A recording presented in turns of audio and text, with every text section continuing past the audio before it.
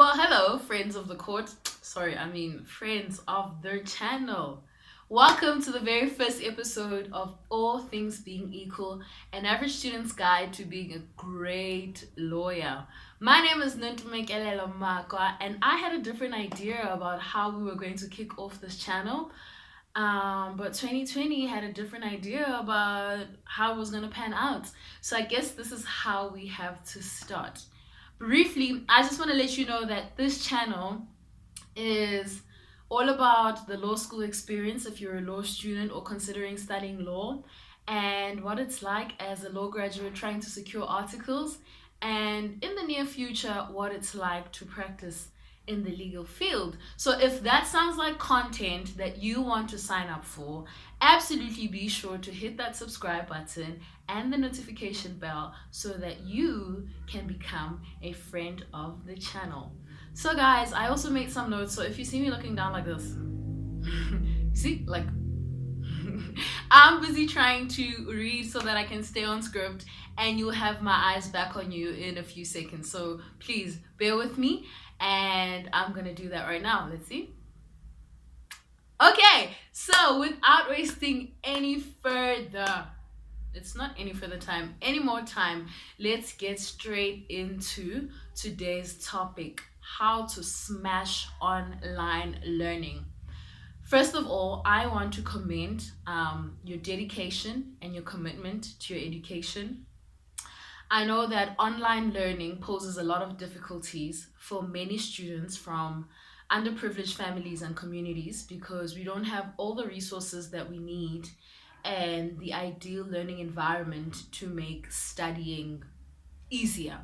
And so I want to let you know that I understand the pressure that you're under. And I also know that you're having to work even harder just to compensate for the unideal circumstances. I see you. And I'm proud of the fact that you're trying, okay? Secondly, this is a harsher truth. I want to give you a wake-up call, okay? GPAs are forever. Did you hear that? I say GPAs are forever. Now, I understand that the circumstances are not ideal. I understand that you're under a lot of pressure. But I also know that we live in a capitalistic society that is interested in results, that's interested in performance, that's interested in getting things done, and that doesn't care about a jarring and traumatic global pandemic that's currently happening. All of this is to say that as wrong as it is, and as ununderstanding and lacking compassion as it is, no one actually cares about the fact that online learning is difficult for you. I mean, I care, and I'm sure the other friends of this channel care. But in light of the real world and how those people work, they don't give a damn. And I say this with a lot of, I don't know if I can call it sorrow, but like when I think of my third year academic transcript, sis, I want to cry. I want to cry because it is in tatters. It is in tatters. It is a mess. And guess what? It's permanent. So you guys might be like, oh, Ndumi, you're so inspiring. You're so articulate. You're so intelligent. What? But my transcript, you know what it says? My third year transcript, it says I'm average. In fact, I think it might just say I'm less than average. So I want you to know that if you're committed to succeeding and if you're committed to pushing forward, you're really, really going to have to dig in deep and work through those hard circumstances, because first of all, as a Black person, people aren't going to make excuses for you, and people are not even going to be understanding of things that they should be understanding of. The world is going to treat you very harshly. So please, man, GPAs are forever. Moving on to the third point, I want to let you know that work does not happen spontaneously. It doesn't. It doesn't. If you're going to be able to get through the content that has been prescribed for you online, you're going to actually have to come up with a plan, set a time that you're going to complete that work in, and set the intention to complete the work. Difficult things like that, they don't happen spontaneously. I don't think you're going to be sitting one day and you're going to think to yourself, oh, I just feel like studying. Maybe that could happen once, maybe that could happen twice, maybe even three times, but it's not going to happen to the degree or the frequency that's needed for you to actually perform well. So I would recommend that you come up with a timetable of how you're going to tackle this work so that you can get to it, because that's really important. Now, I also know that you're very intelligent. You wouldn't be at university if you weren't. And I also know that you are able to do things for yourself when you're an adult. So I won't spend a lot of time telling you how you should plan to do your work. But if you do need resources on that, same thing, you're old. And oh my gosh, I feel like I'm being so harsh. You're old, so just Google and find something that works for you. But if you need tips, I am willing to make a separate video to help you work through all of that, because I know a lot about that, because I used to defer my exams and I'd study throughout December. And I wouldn't be phased because I'd be like, in January I'm writing, so I'm studying. Yeah, so I can help you with that. Now, point number 4. I want to tell you, okay, let's turn this around so that we can see point number 4. Okay, number 4 is negotiate with your family to help them understand that you need to dedicate a certain amount of time to your studies. Granted, like I said, in a lot of our families, the situation isn't like, you need to wash the dishes, babes. You need to cook. The house needs to clean itself.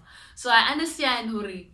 Maybe some of you don't have that leeway of not having to worry about those things like when you're at res or when you're at school, but at home, people still expect you to show up in all those other ways. So I think it might be worth your while to try and help them understand, hey guys, I actually am a full-time student, apart from the fact that I'm at home and I have to do it here.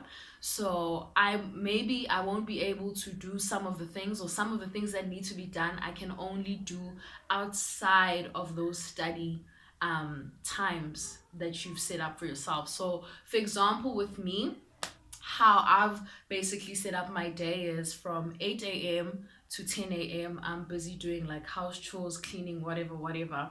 10 to 11, I do like a devotion yana, just to get the Jesus going. But I haven't done my devotion in a while, so that's a lie. But that's what I should be doing. And then from 11 to 1, I'm focused on just looking for jobs and whatever. And then I have a lunch, 1 to 2. And then I get back to looking for jobs and sending emails here and there. And then 3 to 5, I'm cooking, because the family gotta eat. But my sister's actually very helpful now that she's back because of the lockdown. And so she's been doing a lot of the cooking. But when she wasn't here and it was just me, my brother, and the kids, then I'd have to cook, because the stomachs, they gotta eat, you know? And then after that, I'd have like some exercise. And then afterwards, from like 7 all the way up until 12, I have that time to myself to once again look at jobs, be on YouTube or whatever else I need to do. So it might be something like that where you have to negotiate, okay, this time has to be dedicated to household things and chores and stuff like that. So please just try and help them understand. And I think your parents might surprise you and be very understanding, especially if you come up with a solid plan and say, hey guys, this is what I want to do. If you need me to go to town, it can happen at this time, it can happen at this time. Let's work together, because we have to flourish. Okay? And then tip number 5, show up. Show up. Listen, show up. This is very, very important, because once you've set the intention, you've set the plan, you've put in the support structure to enable you to be able to do the work that you've committed to doing, guess what you're going to need to do? The work. The work. And I think the difficult thing with a lot of this is that sometimes you just don't feel like studying in the allocated time. But guess what? Guess what you need to study? Your brain. Guess where your feelings stay, in your heart. So you can just like heart, I hear you, but I am a student working through a tough time, okay, and there are responsibilities and pressures on me. So listen, I am going to pay attention to you in my break time. I'm going to pay attention to you when it's not time to study, but for now we just need the brain to study, okay? And then that doesn't mean don't neglect, that doesn't mean neglect how you feel and all that stuff. It just means realize very earnestly and honestly that you do not need your feelings to study. You just need your brain. And as long as if you have that, for the most part, you can commit to showing up. And what I find a lot of the time is that usually like the first 5 to 10 minutes are the most difficult when you're like trying to study, because your brain is still getting into that mindset of, oh, okay, now we're gonna do all this intensive mental labor. But once you get into the swing of it, it actually becomes easier. So that's why I'm saying show up, commit to showing up, even on the days where you feel like I don't want to be here doing this. Just show up, and you'll see it will get so much better. As a dictum, I just want to say, friends, wow, the phone is gonna die. What am I gonna do? I want you to remember that the value of an education is not only in the intrinsic worth of knowledge, but in the ability to use knowledge in order to solve problems. So, whenever you find yourself stuck in your online learning journey, I want you to ask yourself, how do I solve this problem? Okay? Whatever it is, just ask yourself, how do I solve this problem? How do I move past from this? And then I also want you to write down in the comment section, friends of the channel, what are some of the challenges that you have encountered on your journey and some of the ways that you've overcome them, because I am sure there are people who are experiencing the same thing and they will gain value from what you share. Additionally, I also would like for you to share with me what kind of content you want to see, because I will make that happen for you. And then lastly, before this battery dies, no! What? Thank you guys for watching, and I'll see you Saturday next week. Saturday next week.